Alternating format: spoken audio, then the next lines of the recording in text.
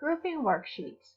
If you have multiple worksheets with the same structure, you can make changes to all of the worksheets at the same time by grouping them. This is convenient when you are setting up a series of worksheets with the same row or column headings. When sheets are grouped together, you can also change column widths and formatting, add formulas such as totals, or add headers and footers. Using grouping saves time and ensures that the sheets share a consistent format. To group worksheets, click the first Worksheet tab, hold down Shift, and click the tab for the last worksheet you want included in the group. Notice that the title bar now includes the word group after the file name. If you want to select non-contiguous worksheets, worksheets that are not beside each other, press the Control key instead and then click each sheet tab. To group together all the sheets in your workbook, right-click any sheet tab and then select All Sheets. To ungroup sheets, right-click one of the grouped sheet tabs and then click Ungroup.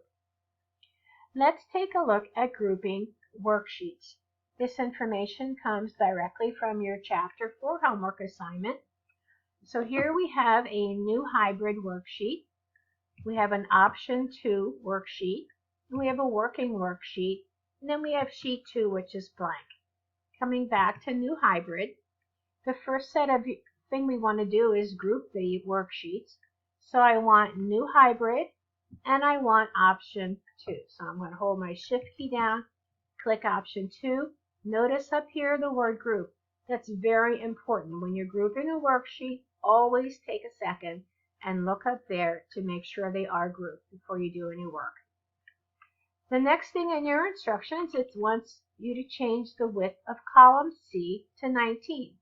So column C currently has these number signs or pound signs included, and that's not an error. That just simply means the column needs to be widened to display the information that is in there.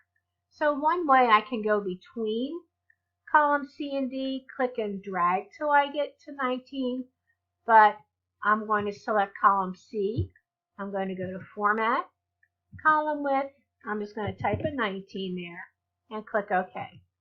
Both are appropriate to use. The next thing it's asking is to delete column H. So there's nothing in column H. So I'm going to use my black arrow down, and I can come up here to delete if I want, but I'm just going to right click and choose delete there.